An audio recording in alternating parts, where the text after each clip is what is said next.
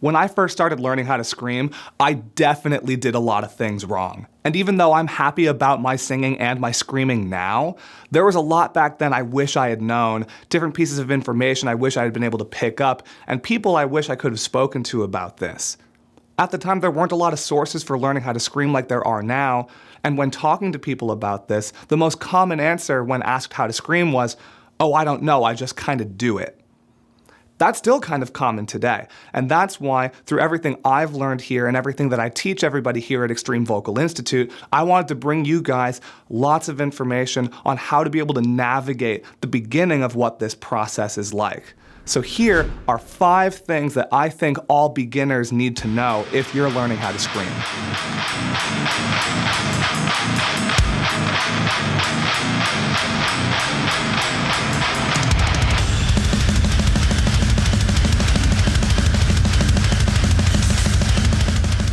Number 1, how loud screaming is supposed to be. When we're first learning how to scream, it's really hard to know how loud a scream is supposed to be. A question I get all the time is, am I screaming loud enough? And that's a tricky question, especially when we're seeing a band live, listening to songs on record, or even watching someone scream in a video like this. It's really easy to think that these big distorted sounds, oh, ooh, meow, are incredibly loud. And it creates this idea of a threshold for how loud we're supposed to be, especially when we think about how intense a lot of this stuff looks when performed. Everybody's voices are different, all of us are different, and every type of scream is different too. So when you factor all of that in, there's no way to standardize how loud something is supposed to be. When you're first starting out, as long as your scream is around speaking level, that's a great place to start. As you advance and as you grow, you'll notice the sound strengthen and expand as you figure out how to do it without working as hard, being able to relax into it a little bit more, and using natural resonance to be able to take a quieter scream, yeah, and expand it into something that has more strength to it on its own, yeah, but without the volume really being the goal. There is always a microphone involved when it comes to screaming. Even right now, me talking to you all about this, there are microphones right here above my head that you can't see. When we're performing, there's a microphone in hand, and when we're recording music, there's a microphone directly in front of our faces. So there's always a piece of equipment there to make sure that regardless of the volume you're using and the volume that you have, you will always be heard. Number 2, don't skip the foundations. When I first started, I wish someone had told me to slow down and take the time to really understand and familiarize myself with the fundamentals of what screaming is. Breaking screaming down into different little bite-sized pieces so that our bodies and our minds really get the entire thing, whether that's false chord screaming, building that from just false chord motion, expanding that and growing that with our speaking voice, and then building that into a full scream, or with the fry scream, taking these tiny little sounds, understanding how to get the vocal cords to separate gently and slightly, and then how to project through that sort of sensation without losing it is crucial to our overall understanding of this stuff and our longevity too. It's definitely more fun to just jump right in sometimes, and I definitely know I did a fair share of that when I first started out too, but taking your time to understand and really take in what the foundations of screaming are will only help you to be able to get that much better, that much faster. Number 3, you don't have to be a copycat. All of us are here right now because at some point we heard a song, a band, a vocalist that really inspired us to want to learn how to scream. And when we're starting out, it's really easy to try to model ourselves after other people and try to really sound like those people. I know I did my fair share of that too. Sometimes it's easy to try to do that a little too much, and when we don't sound exactly like the people that we like and those that we look up to for screaming, it's really easy to get frustrated with that. Or to try to really force ourselves physically to try to take whatever sounds we're making and make it sound like something else. Being able to emulate others is of course possible given time, and that's a big part of what I've taught here on our YouTube channel and in various other places on social media too with many of my videos. But with that being said, if you're a beginner and you're just starting out learning how to scream, you want to take more time to develop your voice before trying to throw yourself into that kind of environment and trying to really change the way you sound.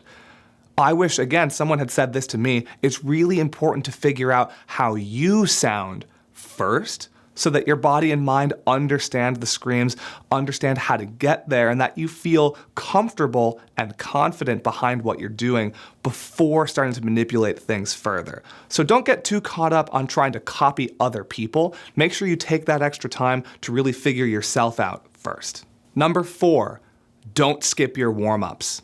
9 out of 10 times when I'm talking to a vocalist, they usually don't warm up. And it's for 2 reasons. Either they don't know any warm-ups to follow for their screaming, or they kind of don't want to.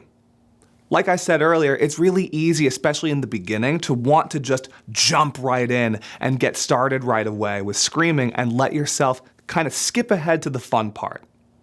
But at any point in your journey as a vocalist, it's really important to make sure that you're always preparing yourself and making sure you do some sort of warm-up anytime you plan on doing this stuff. That doesn't have to mean warming up for 30, 40, 50 minutes, an hour before doing anything. It just means having a set list of things to follow that definitely help you. And that's why here at Extreme Vocal Institute, I've done so much work to craft so many different types of warm-ups for different types of screaming and different types of people too, here on our YouTube channel, and in infinitely more detail in our EVI Now program in our warm-up section. Can you scream without warming up first? Yeah, of course you can. But that's not necessarily a good thing. Without giving your body that heads up, it's really easy to feel like it takes a lot more work and physical effort just to get these screams started in the first place, rather than naturally, in a big and natural way. It can take a lot of extra push and squeeze to feel like that's what you need to even get these sounds started in the first place. And warming up is the key to making sure that that doesn't happen, and that you keep your voice nice and healthy the entire time you're doing this. To sound a little bit less like a voice teacher for a second, it's not necessarily about just having this insanely regimented thing you do with your voice because I said so. It's about giving yourself that little bit of extra time before you get started to make sure that your body and your voice know what you're actually asking it to do. Even as you learn through the stuff that we talk about here, how to scream, you're gonna feel yourself grow and strengthen and advance through this stuff, but that doesn't mean preparing becomes less important. It's always important to do this stuff, and it helps you to have a really healthy and strong relationship with what screaming is. And if you need warm-ups to follow, like I said, we have plenty available for you here, and that should make a big difference. Number 5, you're not going to sound good right away.